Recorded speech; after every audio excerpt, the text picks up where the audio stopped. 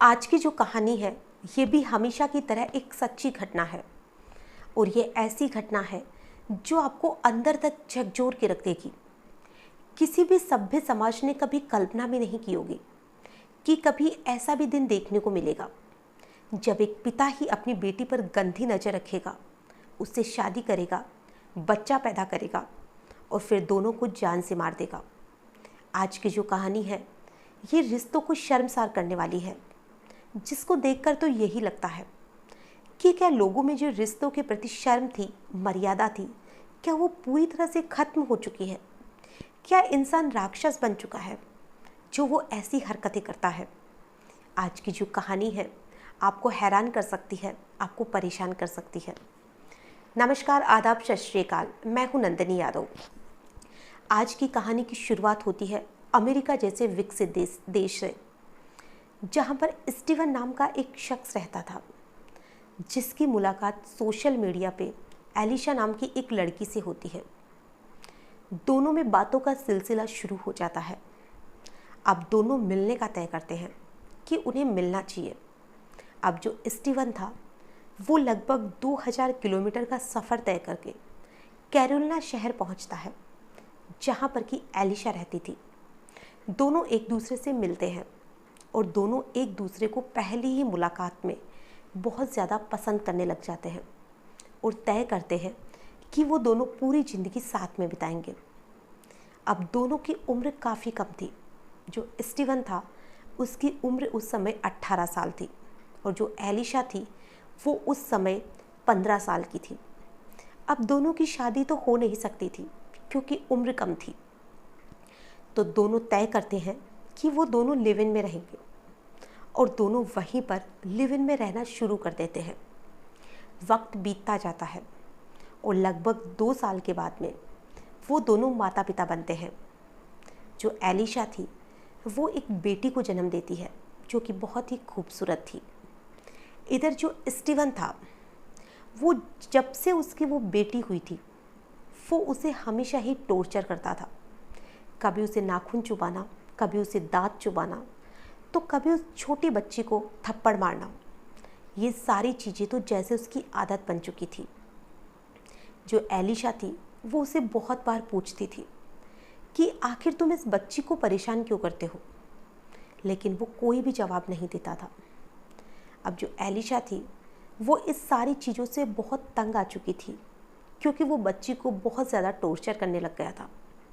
तो एलिशा तय करती है कि वो अपनी इस 8 महीने की बच्ची को गोद दे देगी और वो उस बच्ची को एक न्यूयॉर्क में रहने वाले दंपति को गोद दे देती है, जो कि एक बहुत ही अच्छे इंसान थे।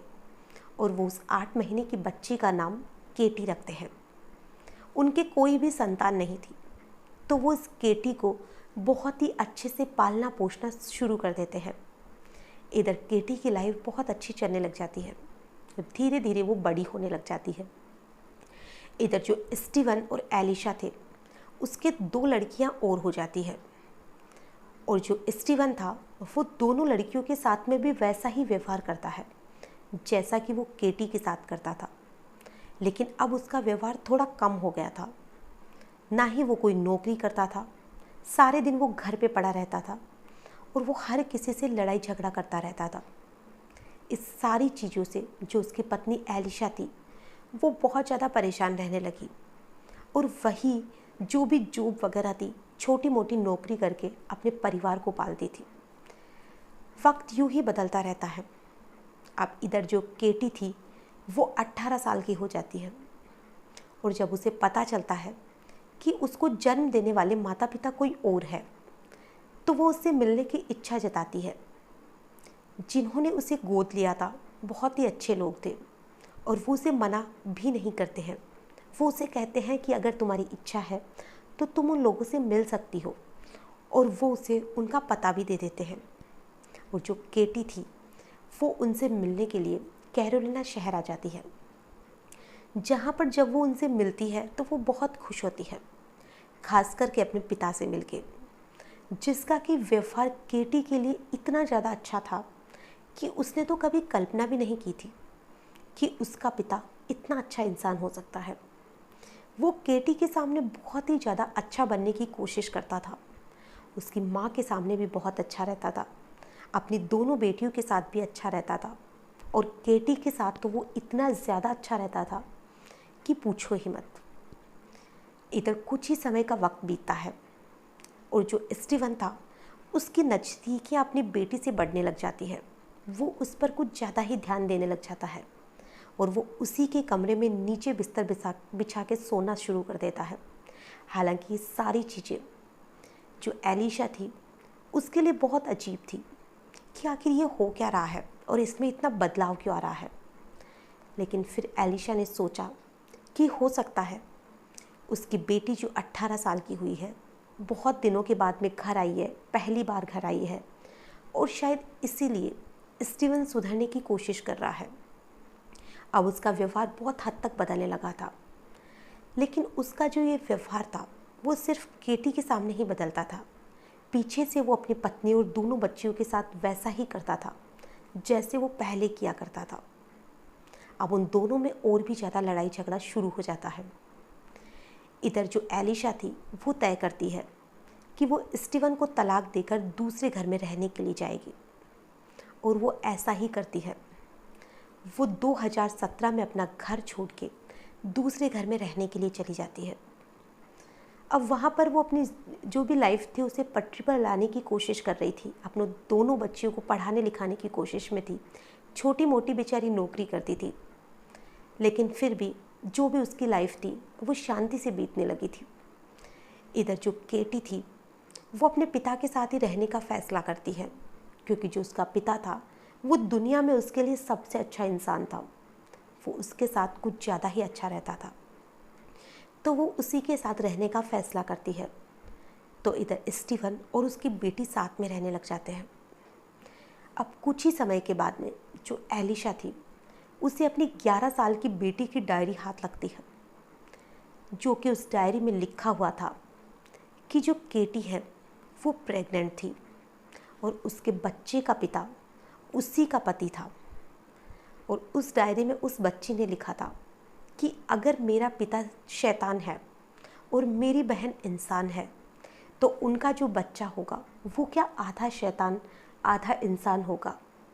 और मेरा पिता वाकई में बहुत ही ज़्यादा शैतान है, जो कि मेरी बहन के साथ गलत हरकतें करता है। जो उसकी बहन थी उसने कई बार देखा था कि उसका पिता उसके साथ गलत हरकतें करता है, लेकिन उसने कभी भी किसी को कुछ नहीं बताया। और जब एलिशा थी उसने वो डायरी देखी तो उसके तो जैसे होश ही उड़ जाते हैं। उसने कभी इतनी ज़्यादा तो कल्पना नहीं की थी कि उसका पति इतना ज़्यादा घिनौना इंसान हो सकता है, जो कि उसी की बेटी पर गलत नज़र डालेगा। अब इधर जो एलिशा थी वो अपने पति को फ़ोन करती है कि तुम्हारे बारे में मैं सोचती तो थी कि तुम बहुत घटिया इंसान हो, लेकिन इतनी ज़्यादा घटिया हो इस बारे में तो मैंने कभी सोचा ही नहीं था, जो कि अपनी ही बच्ची पर गलत नज़र रखेगा। इधर जो स्टीवन था वो कहता है कि मुझे लगा कि तुम्हें सारी चीज़ें पता है और इसीलिए तुम हमें छोड़कर चली गई हो कि हम दोनों आराम से अपनी लाइफ काट सके। अब जो एलिशा थी वो इन सारी चीज़ों की रिपोर्ट पुलिस को करती है कि उसका जो पति है वो उसकी बेटी के साथ गलत हरकत करता है। अब पुलिस जब इस केस को बहुत ही नॉर्मल लेती है, अगर पुलिस इस केस पे ध्यान देती तो शायद ये सारी चीज़ें वहीं पे ख़त्म हो जाती, लेकिन पुलिस ने भी ऐसा नहीं किया। पुलिस बस थोड़ी बहुत पूछताछ करती है और उनको छोड़ देती है। अब इधर जो केटी थी वो एक बेटे को जन्म देती है, और बेटे को जन्म देने के 2 महीने पहले, यानी कि जब वो 7 महीने की गर्भवती थी, तो वो अपने ही पिता से शादी कर लेती है। और वो अपनी शादी में अपने जो गोद लिए हुए माता पिता थे उनको भी बुलाती है। स्टीवन की जो माँ थी जो कि उनसे दूर रहती थी, उन्हें भी उस शादी में बुलाती है, और दोनों अब शादी कर चुके थे। उस शादी करने के 2 महीने के बाद में वो दोनों एक बेटे को जन्म देते हैं, जिसका नाम बैकेट रखते हैं। अब इधर जो पुलिस थी, जब उनके पास फिर से शिकायत जाती है तो पुलिस हरकत में आती है और उन दोनों को अरेस्ट कर लेती है, क्योंकि ये जो सारी चीज़ें थी वो एक तरह से कानून के खिलाफ थी, किसी भी पिता या बेटी की शादी होना हमारे समाज के खिलाफ होता है, कानून के खिलाफ होता है, क्योंकि ये व्यभिचार का एक केस होता है जो कि समाज में गंदगी फैलाता है। अब उसके बेटे का और स्टीवन का डीएनए लिया जाता है, जिसमें सारी चीज़ें मैच हो जाती है कि उस बेटे का नाना और उसका पिता दोनों एक ही शख्स है। जब पुलिस ये सारी चीज़ें पता करती है तो वो दोनों को अरेस्ट कर लेती है और फिर दोनों को इसी शर्त पे जमानत दी जाती है कि वो दोनों एक दूसरे से अलग रहेंगे और एक दूसरे से कभी भी नहीं मिलेंगे, और दोनों इस शर्त को मान भी लेते हैं। इधर जो केटी थी वो अपने जो उसने बच्चे को जन्म दिया था उसे स्टीवन की माँ के पास छोड़ देती है और खुद रहने के लिए जिन्होंने उसे गोद लिया था उन्हीं के पास वापस से न्यूयॉर्क लौट जाती है। इधर जो स्टीवन था वो फिर से अकेला रह जाता है, क्योंकि अब तो उसकी पत्नी और उसकी दोनों बेटियां भी उसे छोड़कर जा चुकी थी और केटी भी जा चुकी थी, उसके बेटे को भी उसकी माँ लेकर जा चुकी थी। अब वो पूरी तरह से अकेला रहने लग जाता है और वो डिप्रेशन में चला जाता है।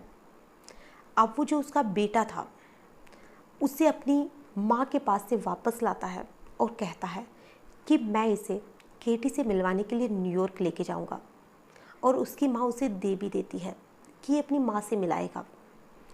और जो स्टीवन था वो उसे लेकर अपने घर आता है, उसकी गला दबा के हत्या कर देता है और उसकी जो शव था उसको अलमारी में बंद कर देता है, और फिर वहाँ से अपनी नीले रंग की जो वैन थी उसके पास उसे लेकर एक लंबा सफ़र तय करते हुए न्यूयॉर्क पहुँच जाता है, जहाँ पर कि उसे पता था या उसने आसपास में पता किया होगा कि वो लोग किसी शादी समारोह में जाने वाले हैं, और वो उसी वक्त का इंतज़ार करता है कि जब ये लोग बाहर निकलेंगे तभी मैं देखूंगा कि मुझे क्या करना है। तो जैसे ही वो लोग बाहर निकलते हैं, केटी, उसकी माता और उसके पिता जिन्होंने उसे गोद लिया था, तीनों अपनी गाड़ी लेकर वहाँ से निकलते हैं।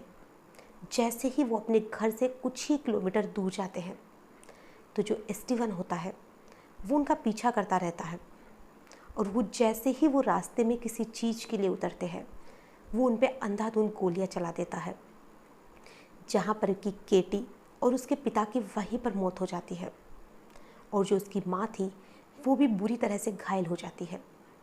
अब वहाँ पर किसी ने 911 पे कॉल कर कर पुलिस को बुलाया, जहाँ पर कुछ ही देर में पुलिस पहुँचती है, तीनों की जो लाश थी उसे बरामद करती है, और इधर जब स्टीवन को ढूंढा जाता है तो घटना स्थल से 9 किलोमीटर दूर उसने भी खुद को गोली मार ली थी, यानी कि उसने आत्महत्या कर ली थी और उसने अपनी पूरी लाइफ ख़त्म कर दी थी।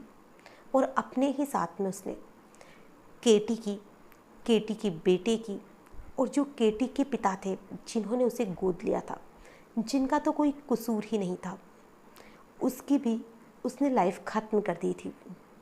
ऐसे उसने अपनी तो लाइफ ख़राब की ही, साथ में उसने बहुत से लोगों की ज़िंदगी में भूचाल मचा दिया था। इधर जो एलिशा थी वो भी बेचारी बहुत परेशान हो जाती है, क्योंकि उसकी बेटी की मौत हो गई थी। उसकी बेटी के साथ पहले ही बहुत कुछ गलत हो चुका था, तो उस एक इंसान ने बहुत से लोगों की ज़िंदगी को ख़राब कर दिया था। आज की जो कहानी है ये वाकई में बहुत ही ज़्यादा हैरान करने वाली है। इस कहानी को सुनाने का हमारा उद्देश्य ना ही आप लोगों को परेशान करना था, ना ही आप लोगों को किसी भी चीज़ को लेकर दुखी करना था। हमारा उद्देश्य बस इतना सा है कि अगर किसी भी इंसान के दिमाग में ऐसी गंदी सोच चलती है, या आपके आसपास में ऐसा कोई भी इंसान है जो किसी भी रिश्ते को लेकर उसकी मर्यादा को खोने की कोशिश करता है या किसी के साथ कुछ गलत करने की कोशिश करता है, तो ऐसे लोगों के खिलाफ आप सख्त से सख्त कार्रवाई करें, ताकि कोई भी दूसरा इंसान ऐसी घिनौनी हरकत करने के बारे में कभी सोचे भी नहीं। आज की जो कहानी है इसमें बस इतना ही। फिर मिलेंगे ऐसी ही किसी नई घटना के साथ। तब तक के लिए नमस्कार।